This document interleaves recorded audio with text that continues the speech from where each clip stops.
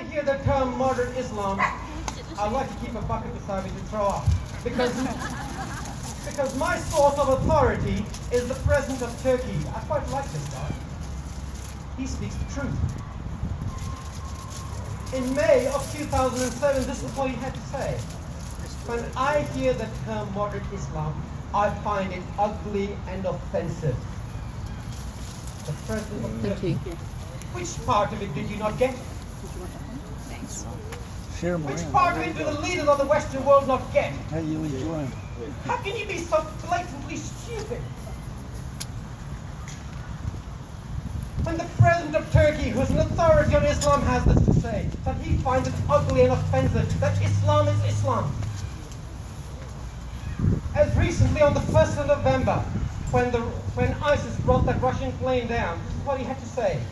I cannot condemn ISIS because I am against what Putin is doing in standing with Assad. Put simplistically is, I support ISIS. A few days later, the Prime Minister of this great nation was out there shaking hands with him, trying to work a dialogue out as to how we can work peaceably with Islam. Which part of stupid don't you get?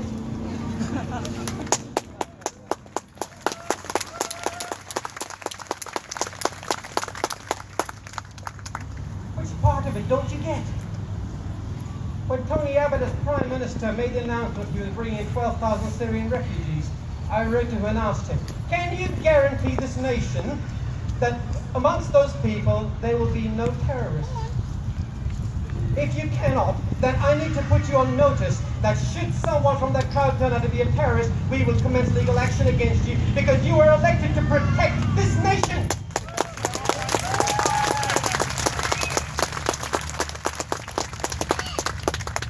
My corporate background, folks, let me tell you something. If I did something that was wrong and didn't stack up, I wouldn't be asked, I wouldn't be fired. The question would be is, why haven't you dropped your resignation in?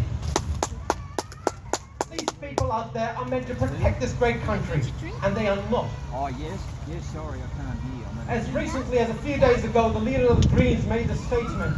Just listen to the stupidity of it. He said, we ought to empathize with the Muslims for what they did in Paris because they are going through and suffering a lot of Islamophobia and racism. This is the leader of the Greens. Folks, you put the Labour Party and the Greens together and you've got a deadly cocktail.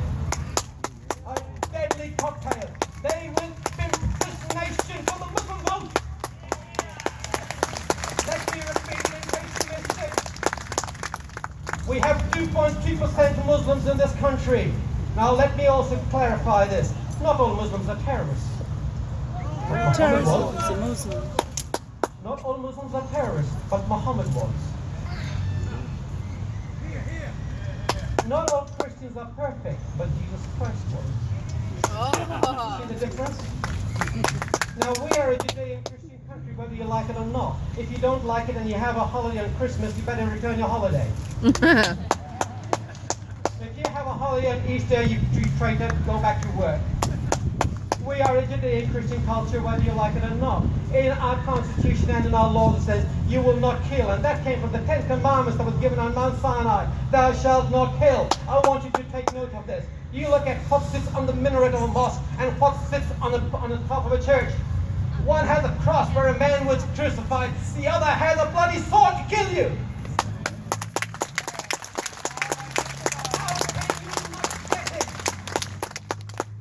My friend, the president of Turkey. I love the bloke. He speaks the truth. That's why I like him. He said, the minaret on the mosque is our bayonet. The dome is our helmet. The building is our barracks.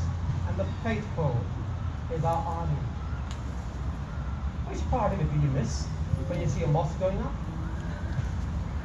How can I, as a migrant to this great country, get it and the politicians of this country not?